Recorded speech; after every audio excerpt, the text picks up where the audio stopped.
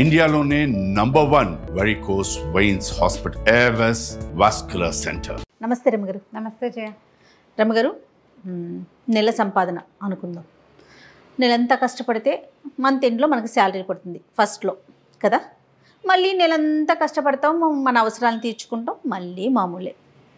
నెలంతా కష్టపడటం, శాలరీ రావటం, మన అవసరాలు తీర్చుకోవటం. ఇంకా ఇదే నా జీవితం. ఇట్లానే రొటీన్గా ఇంత సంపాదన ఇంత ఖర్చు, ఇంత సంపాదన ఇంత ఖర్చు. కొంచెం ఎక్కువ వెళ్తే అప్పులు పాలవటం, ఆ ఖర్చును తగ్గించుకునే ప్రయత్నం చేస్తూ ఉండటం. ఇంతకు మించి ఎట్లా రమ్మగారు? అంటే ఇంకా ముందుకు వెళ్ళాలనే ఆలోచన కొంతమందికి ఉంటుంది. ఎలాగైనా వెళ్తారు అంటే జీవితం అనుభవించడం ఎలా అంటావా? జీవితాన్ని ఎట్లా ఎంజాయ్ చేయాలి? ఇంక ఇదే రొటీన్ అయిపోట్లా కాదా? పొద్దున్న జీవులు అంతే, వేతన జీవులు అందరి పరిస్థితి ఇదే కదా జయ. ఎవరైనా లెగ్సామా, రెడీ అయ్యామా, ఆఫీస్కి వచ్చామా, వర్క్ చూసుకున్నామా, ఇంటికి వెళ్ళామా, తిన్నామా, పడుకున్నామా, మళ్ళీ లెగ్సామా, రొటీన్. మంత్ ఎండ్ వరకు వెయిట్ చేసామా, శాలరీ వచ్చిందా, మళ్ళీ నెలంతా కష్టపడాలి. నువ్వు పెద్దగా ఇందులో పొదుపు చేయగలిగేది అది కూడా ఏముండదు. అవునవును, అంటే ప్యాకేజీని బట్టి ఉంటుంది అనుకోండి. ఆఫ్ కోర్స్ మరీ లేదు అని అనుకోవటానికి కూడా లేదు. ఇవాళ రేపు శాలరీస్ కూడా హైలోనే ఉంటున్నాయి, దానికి తగినట్టు ఖర్చులు కూడా ఎక్కువే ఉంటున్నాయి. దాంతోపాటు ఈ రొటీన్ వల్ల మనం జీవితాన్ని ఆస్వాదించలేకపోతున్నామేమో. అంటే మనం ఎట్లా ప్లానింగ్లో ఉండాలి కదా జయ. జీవితం ఆస్వాదన అంటే ఈ రోజంతా పని చేస్తావు. నువ్వు చెప్పు, నువ్వు పొద్దున్న లేచేస్తావు, నువ్వు ఆఫీస్లో నవ్వవు, పూర్తిగా ఎంజాయ్ చేస్తాం మేమైతే కదా. ఫీల్డ్లో ఉన్న వాళ్ళు ప్రతి ఒక్కరికి అర్థమవుతుందండి. ఏదో ఆన్ స్క్రీన్ కూర్చున్న కాసేపే తప్ప నిజంగా చాలా సంతోషంగా పనిచేసేది ఏదైనా ఉంది అంటే మీడియా ఫీల్డే రమ్మగారు.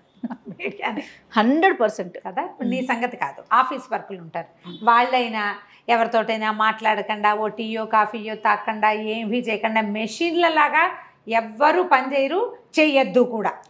పక్కన అక్కడ మాట్లాడతాము, ఏదో చేస్తాము, మధ్యలో ఎవరైనా కాల్ చేస్తారు, రేపటికి ఆలోచన చేస్తాము, మధ్యాహ్నం లంచ్ ఎవరికి కూర్చుంటాము, కబుర్లు చెప్పుకుంటాము, ఒకళ్ళతో ఒకళ్ళు పంచుకుని తింటాము.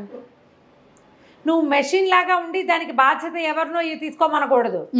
నిన్ను నువ్వు ఎంగేజ్ చేసుకో సరదాగా. జీవితంలో చిన్న చిన్న ఆనందాలు తీసుకో. అందమైన జీవితం పుస్తకం కథ చెప్పాం మనం, దాన్ని చదవండి. జీవితాన్ని చిన్న స్కేల్లో కూడా ఎలా సంతోషంగా ఉండొచ్చు. పొద్దున్నే వెళ్ళేటప్పుడు చక్కగా ప్రశాంతంగా భార్యను విసుకుంటూ, పిల్లల్ని కసురుకుంటూ కాకుండా చక్కగా చిన్నపిల్లాడు ఉంటే వాడిని ముద్దు చేసుకుని, వాడితో కాసేపు ఆడుకుని, ఆమెకి ఏదైనా ఇంట్లో పనిచేసి, ఆడవాళ్ళు అయితే మగవాళ్ళతో కాసేపు కబుర్లు చెప్పి, కలిసి కాస్త ఒక కప్పు కాఫీ తాగి ఇద్దరు 5 నిమిషాలు మాట్లాడుకుని, వాళ్ళ ప్లాన్ ఆఫ్ యాక్షన్ ఏమిటని చెప్పుకుని జీవితాన్ని ఎంజాయ్ చేయలే? నువ్వు చేసావా? ఖచ్చితంగా అయిందా? ఆఫీస్కి వెళ్తావు, వెళ్ళిన తర్వాత కూడా వర్క్ని సంతోషంగా తీసుకో. ఇదే నా జీవితం. అది ఎప్పుడు వస్తుందో తెలుసా రమ్మగారు? దాని మీద ఇష్టం ఉండాలండి. మనం చేసే పని మీద కనుక మనకి ప్రేమ ఉందంటే ఖచ్చితంగా ఎంజాయ్ చేస్తాం రమ్మగారు. ముందు ఒకవేళ లేదు నీకు, కానీ అదే నీ జీవితం, అదే అలవర్చుకోవాల్సిందే. అలవర్చుకోవాలి ఖచ్చితంగా. నెల తిరిగేసరికి నీకు ఒక ముద్ద అన్నం, నీ ఇంట్లో కావాల్సిన వస్తువులు, నీ నెల జీవితపు ప్రమాణానికి సరిపడా డబ్బిచ్చేదాన్ని నువ్వు ప్రేమించక ఏం చేస్తావో చెప్పు నాకు. ఖచ్చితంగా. ఇష్టమేమిటి, అయిష్టమేమిటి? అదే కదా బోడిష్టం. అంతే. నీ ఇష్టాలేమిటి? దానివల్ల నీ జీవిక, నీ ఇల్లు, నీ వాకిలి, నీ సంసారం నువ్వు నడుస్తున్నప్పుడు నువ్వు తప్పకుండా దాన్ని ప్రేమించి తీరాలి.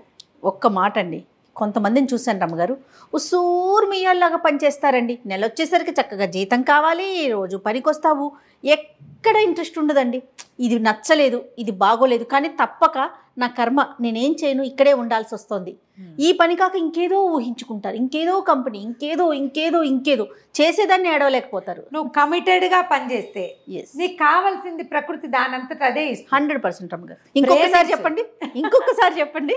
కమిటెడ్గా మనం ఏ పనైనా సరే చేస్తే నీకు కావాల్సింది, రావాల్సింది అన్నీ ఇస్తుంది ప్రకృతి.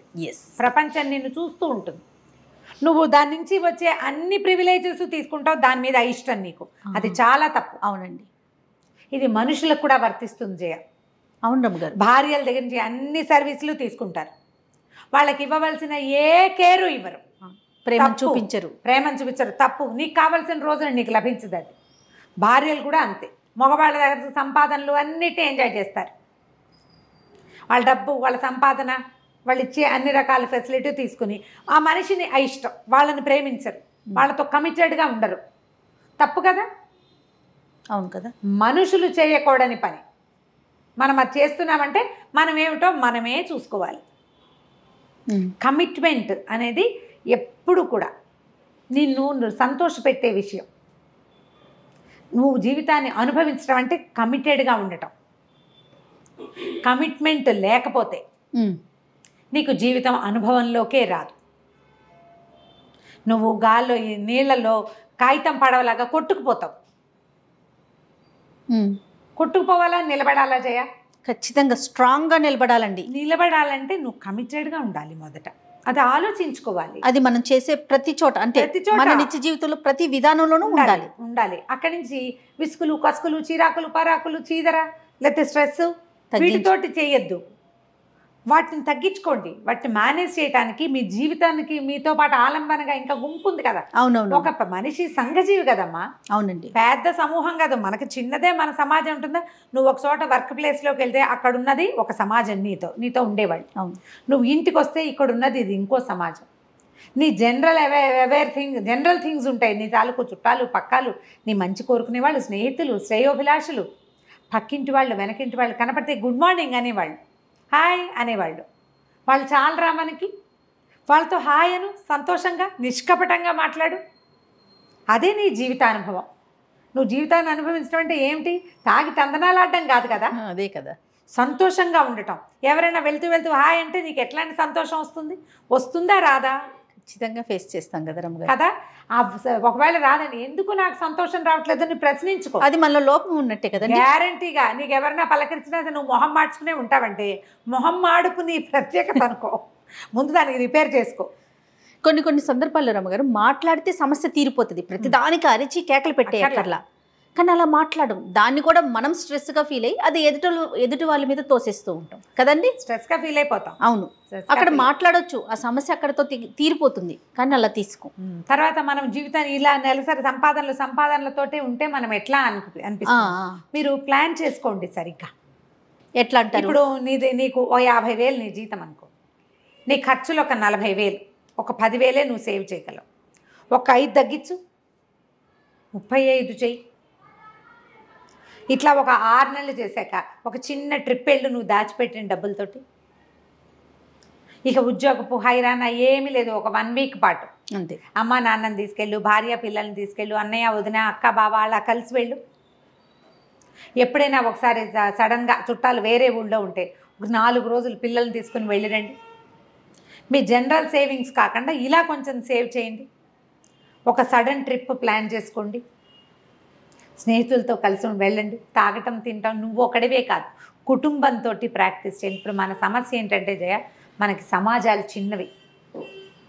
ఇప్పుడు పోనీ మనమైనా మనమ్మ భార్యాభర్త ఒకళ్ళో ఇద్దరో పిల్లలు వేసుకో. మన కజిన్స్ కూడా 25 మంది లేరమ్మా. ఇప్పుడు లేరు కదా.